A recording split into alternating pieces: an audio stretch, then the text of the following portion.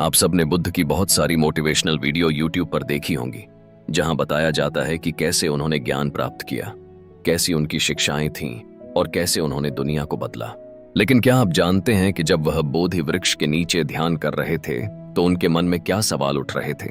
क्या आप जानते हैं कि आत्मज्ञान पाने से पहले उन्होंने कितने संघर्ष झेले, कितनी मानसिक और आध्यात्मिक लड़ाइयां लड़ी?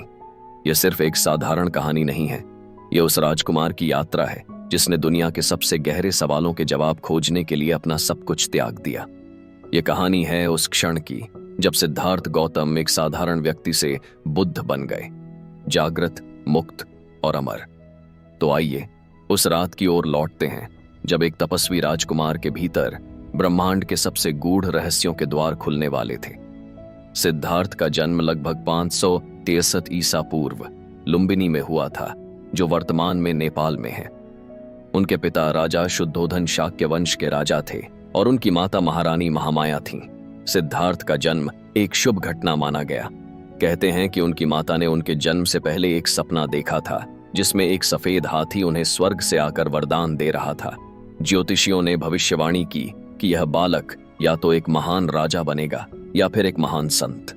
लेकिन राजा शुद्धोधन नहीं चाहते थे कि उनका पुत्र संत बने, इसलिए उन्होंने सिद्धार्थ को महल के भीतर हर तरह का सुख सुविधा प्रदान किया और उन्हें बाहरी दुनिया दूर रखा। उनका जीवन इतना आलीशान था कि दुख और दर्द उनके दरवाजे तक नहीं आ सकते थे। उनके पिता ने उन्हें बचपन से ही दुनिया के कड़वे सच और कष्टों से दूर रखा। उनके चारों ओर केवल संगीत, नृत्य, सुंदर बाग और शाही भोज हुआ करते थे। सिद्धार्थ की शादी यशोधरा से हुई, जो न केवल सुंदर थीं बल्कि सिद्धार्थ का हर कदम पर साथ देने वाली थीं। उनके बेटे राहुल के जन्म के बाद तो उनके जीवन में किसी भी तरह की कमी नहीं बची थी। लेकिन जो दिखता है वही हमेशा सच नहीं होता।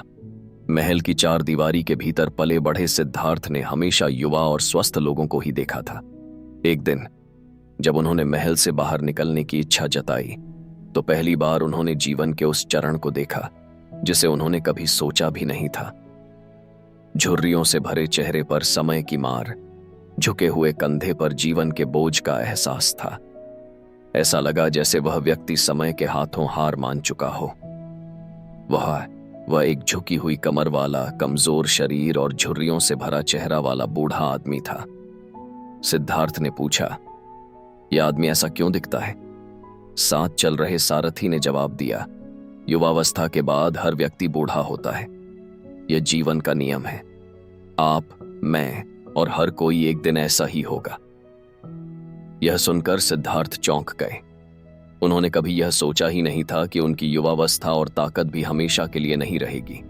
उन्हें पहली बार एहसास हुआ कि समय किसी को नहीं छोड़ता। यह सोच उनके भीतर गहरी बेचैनी पैदा कर गई। अगली बार जब सिद्धार्थ महल से बाहर निकले तो उन्होंने एक और दृश्य देखा जिसने उनके भीतर और भी गहरे सवाल खड़े कर दिए।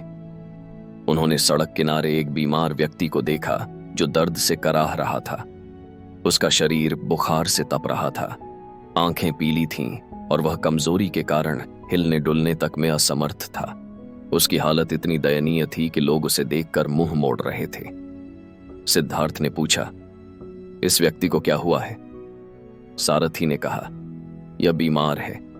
बीमारी ऐसी चीज है जो किसी को भी हो सकती है। कोई राजा हो या रंक, इससे कोई बच नहीं सकता। यह सुनकर सिद्धार्थ के मन में एक और प्रश्न जागा, अगर यह किसी के साथ भी हो सकता है तो क्या मैं भी इससे बच सकता हूं? इस विचार ने सिद्धार्थ को भीतर से हिला दिया। उन्होंने समझा कि जीवन में बीमारी भी एक सच्चाई है जिससे इंसान भाग नहीं सकता। तीसरी यात्रा सिद्धार्थ के लिए सबसे अधिक दर्दनाक और आंखें खोलने वाली थी। इस बार उन्होंने एक दृश्य देखा जिसमें लोग एक मृत शरीर को कंधों पर उठाकर ले जा रहे थे। वहां चारों ओर सन्नाटा और शोक का माहौल था। मृत शरीर को देखकर ऐसा लग रहा था कि जैसे उसमें जीवन का कोई अंश नहीं बचा। सिद्धार्थ ने फिर से पूछा, यह क्या हो रहा है? यह आदमी क्यों नहीं हिलडुल रहा? सारथी ने कहा, यह मृत्यु है। जब जीवन खत्म हो जाता है तो हर किसी को इस हाल से गुजरना पड़ता है। यह व्यक्ति अब मर चुका है। सिद्धार्थ ने चकित होकर कहा, क्या यह सबके साथ होता है? क्या मैं और मेरे प्रियजनों को भी मरना पड़ेगा? सारथी ने सिर झुका लिया और कहा, जी हां, मृत्यु अटल सत्य है, कोई इससे बच नहीं सकता। सिद्धार्थ की आत्मा को यह समझकर गहरा धक्का लगा कि जीवन का अंत मृत्यु में ही होता है। उन्होंने महसूस किया कि उनकी सारी शाही दौलत और महल की दीवारें भी उन्हें इस सच्चाई से बचा नहीं सकती। इन 3 कड़वे और कठोर दृश्यों के बाद चौथा दृश्य सिद्धार्थ के लिए एक आशा की किरण लेकर आया। उन्होंने एक भिक्षु को देखा जो शांत और स्थिर भाव से बैठा ध्यान कर रहा था। उसके चेहरे पर एक अद्भुत शांति और संतोष का भाव था। वह न तो किसी दुख से परेशान लग रहा था, न ही किसी प्रकार की इच्छाओं में उलझा हुआ। सिद्धार्थ ने पूछा, यह व्यक्ति ऐसा क्यों दिखता है? इसके चेहरे पर इतनी शांति क्यों है? सारथी ने जवाब दिया, यह एक सन्यासी है जिसने अपनी इच्छाओं और मोह माया का त्याग कर दिया है। यह सत्य की खोज में है और इसे अब किसी दुख या खुशी से फर्क नहीं पड़ता। यह सुनकर सिद्धार्थ के मन में एक विचार कौन था, क्या ऐसा संभव है कि इंसान दुखों से मुक्त हो जाए और स्थायी शांति पा सके? भिक्षु की यह स्थिति सिद्धार्थ को गहरे प्रभावित कर गई। उन्होंने महसूस किया कि जीवन के सारे सवालों के जवाब इसी मार्ग पर मिल सकते हैं। इन 4 दृश्यों ने उनके भीतर एक तूफान उत्पन्न कर दिया। वे सोचने लगे कि यह सब वैभव, धन और परिवार किस काम का, जब जीवन का अंत दुख, बीमारी और मृत्यु में होना तय है। उस रात सिद्धार्थ ने एक बड़ा फैसला लिया। जब सब सो रहे थे, उन्होंने अपनी पत्नी यशोधरा और नवजात बेटे राहुल को पीछे छोड़ दिया। वे अपने घोड़े पर सवार होकर महल से बाहर निकल गए। वह पल उनके लिए कठिन था, लेकिन सत्य की खोज उनसे यह सब त्याग करवाने के लिए पर्याप्त थी। सिद्धार्थ ने एक भिक्षु का जीवन अपनाया। उन्होंने अपने शाही वस्त्र त्याग दिए, सिर मुंडवा लिया और साधारण भिक्षुओं जैसा जीवन जीने लगे। वे सालों तक जंगलों में भटकते रहे, कठिन तपस्या की और अपने भीतर के सवालों के जवाब ढूंढने का प्रयास किया। उन्होंने कई गुरुओं से शिक्षा ली, मगर उनकी आत्मा को संतोष नहीं मिला। कई वर्षों की कठोर तपस्या के बाद उन्होंने यह समझा कि आत्मा की शांति न तो कठोर तपस्या में है और न ही भोग विलास में। उन्होंने मध्य मार्ग का रास्ता अपनाया। अंततः गया, बिहार में एक पीपल के पेड़ के नीचे ध्यान लगाते हुए सिद्धार्थ ने आत्मज्ञान प्राप्त किया। जब सिद्धार्थ बोधि वृक्ष के नीचे ध्यान करने बैठे तो उनका मन शांत होने की बजाय विचारों के तूफान से भर गया। यह वह क्षण था जब उनके भीतर की सारी इच्छाएं, डर और भ्रम एक एक करके उभरने लगे। यह आसान नहीं था। उनका मन उन्हें बार बार विचलित करने की कोशिश कर रहा था। उन्होंने खुद से पूछा, आखिर यह जीवन किस लिए है? अगर जन्म, रोग, वृद्धावस्था और मृत्यु ही जीवन का क्रम है, तो इसके पीछे का उद्देश्य क्या है? क्यों हर इंसान दुखी है? क्या दुख हमारे कर्मों का परिणाम है या यह जीवन का स्वाभाविक हिस्सा है? मैंने महल में सुख और वैभव का जीवन देखा, लेकिन वह सुख कभी स्थायी नहीं था। क्या ऐसा कोई सुख है जो स्थायी हो? जब शरीर खत्म हो जाता है, तब आत्मा कहां जाती है? क्या मृत्यु अंत है या यह किसी और यात्रा की शुरुआत है? जब सिद्धार्थ इन सवालों में उलझे हुए थे, तो उनके सामने मोह, अज्ञान और इच्छाओं का प्रतीक ने अपनी सारी शक्ति से उन्हें विचलित करने की कोशिश की। मारा ने उन्हें 4 प्रकार से भटकाने का प्रयास किया। मोह ने सिद्धार्थ के सामने भयानक रूप धारण करके डराने की कोशिश की। उसने हिंसक झलकियां दिखाईं, तेज तूफान और गरजती आवाजें उनके चारों ओर उत्पन्न की। मोह ने उन्हें सत्ता, धन और सुख का प्रलोभन दिया। उसने कहा, तुम इस ध्यान से उठो, मैं तुम्हें दुनिया का सबसे शक्तिशाली राजा बना दूंगा। मोह ने सुंदर स्त्रियों की छवियां प्रकट की ताकि सिद्धार्थ का ध्यान भटक जाए। उसने कहा, महल में लौट जाओ, वहां तुम्हें यशोधरा और तुम्हारा पुत्र राहुल इंतजार कर रहे हैं।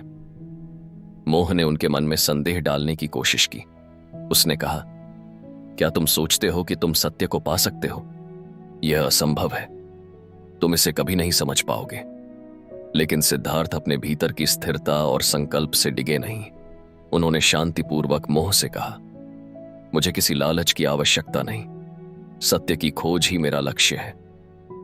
डर और इच्छाओं का कोई वजूद नहीं, वे केवल मन की बनावट हैं, और मैं तब तक इस ध्यान से नहीं उठूंगा जब तक मुझे सत्य का अनुभव ना हो जाए। सिद्धार्थ का ध्यान गहराता गया। वह 3 प्रमुख रातों में गहन आत्मचिंतन से गुजरे। पहली रात उन्होंने पूर्व जन्मों का ज्ञान प्राप्त किया। उन्होंने अपने हजारों पिछले जन्मों को देखा।